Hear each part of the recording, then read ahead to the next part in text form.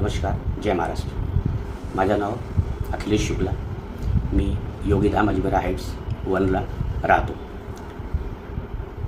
2 दिवसापासून हे जे प्रकरण माझ्या घरचा व्हायरल होत आहे, या संदर्भात माझे भाई बंधूंनो, मी आपल्याला या व्हिडिओच्या माध्यमाने काही महत्त्वाची वैशिष्ट्ये सांगणार आहोत. नेमके काय झालेले आहेत. माझे भावांनो, एक वर्षच्या अगोदर मी माझ्या घरच्या इंटिरियर केला आणि इंटिरियरमध्ये माझा शू रॅक डाव्या बाजूनी उजव्या बाजूला केला. त्याच्यानंतर हे देशमुख फॅमिली ज्यांचे फ्लॅट नंबर 404 आहेत आणि कलवीकट्टे फॅमिली ज्यांच्या फ्लॅट 403 आहेत, ह्या दोघांनी खूप त्याच्यामध्ये वादविवाद करून ऑब्जेक्शन घेतला आणि आम्हाला 1 वर्षापासून त्रास देत होतो की हा तुम्ही शू रॅक इथे का केला आहे, तुम्ही तिथेच करा किंवा आम्ही ह्याला तोडून फेकून देणार आहे. त्याच्यानंतर हे लोक माझ्या बायकोला खूप 1 वर्षापासून खूप त्रास देत होते आणि दररोज शिवीगाळ वगैरे करणे, तिला उलटसुलट सांगितलं. हे तेच 1 वर्षापासून त्यांच्या चालू होता.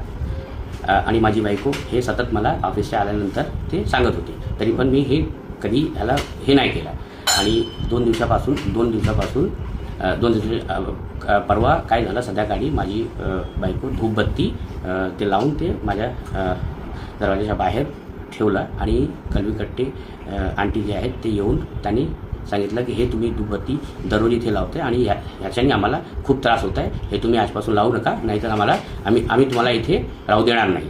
आणि ते खूप माझ्या बायकोची शिवीगाळ सुरू केली. त्याच्यानंतर मी येऊन ते मॅटर करायला सुरुवात केली. त्याच्यानंतर देशमुख फॅमिली आली.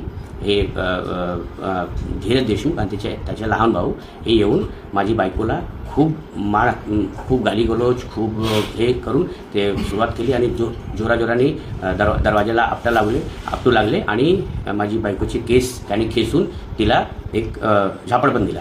आणि त्याच्यानंतर मी हे सोडायला प्रयत्न केला आणि त्यांनी मला पण खूप शिवीगाळ केली. आणि त्याच्यानंतर हे लोक असा हे विषय जे आहेत हे दुसऱ्या बाजूनी करून हे व्हिडिओ व्हायरल करत आहेत. याच्या मागे जी व्हिडिओ व्हायरल होत आहेत त्याच्यामध्ये नुसतं झगडा जे चालू आहे तेच दिसतं आहे. त्याच्या मागे नेमकं काय आहे ते कोणाला माहिती नाही. ते मी आज ह्या व्हिडिओच्याद्वारे मी आपल्याला सांगितलं आहे. आणि मी आपल्याला सांगतो की हे जे देशमुख फॅमिली आम्हाला 1 वर्षापासून त्रास देत होते ते 2 दिवसाच्या अगोदर जे घडलं त्याच्यामध्ये माझेच मराठी भाई बंधूने सगळे येऊन मला सहकार्य केलं. त्यांनीच मला वाचवलं. आज हे आम्ही 5 पिढ्या इथे आहोत, महाराष्ट्रामध्ये आहेत आणि 100 वर्ष झाले आम्हाला.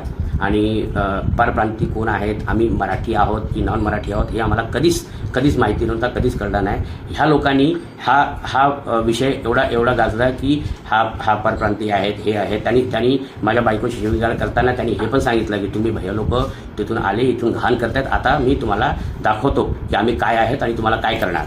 आणि याच्यानंतर मी सगळे हे आपले मराठी भाई बंधू जे आहेत त्यांनीच मला सहकार्य करून ते आले आणि आम्हाला वाचवलं.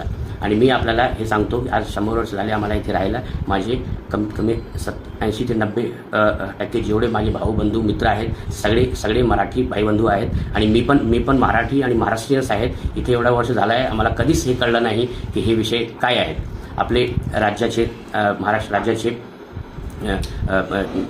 आराध्य देव श्री छत्रपती शिवाजी महाराज साहेब आणि सन्माननीय बाळासाहेब ह्यांनी आपल्या सर्वांना हेच मेसेज दिला आहे की आपल्या राज्यामध्ये कोणीही स्त्री वुमेन ते खूप सेफ आहेत, त्यांना कधीही कोणी काही करू शकत नाही. आणि आपल्या राज्यामध्ये हे उलट झालेलं आहे की ह्या देशमुख फॅमिलीने माझी बायकोला मारलं, माझी बायकोला खूप शिवगाळ करून आणि हे केलं. आणि ह्या बचावासाठी आम्ही जे केलं हे माझे बायकोला वाचवण्यासाठी हे सगळे केलेलं आहे. आणि त्याच्यानंतर ह्या लोकांनी हे परप्रांती विषय हे करून ज्याच्यामध्ये काही तथ्य नाही आणि हे विषय करून ते लोक विषय जे आहेत ते डावलून कुठून करत आहेत. आणि म्हणून मी ह्या व्हिडिओमधून आपल्या सगळ्यांना विनंती करतो की याची जे सच्चाई आहेत हे आपण आपल्याने बघावं आणि सर्व माझे मराठी भाई बंधूंनी मी पण महाराष्ट्रीयन आहे, आम्हाला साकार करावे आणि याची दक्षता घ्यावी. जय हिंद, जय महाराष्ट्र.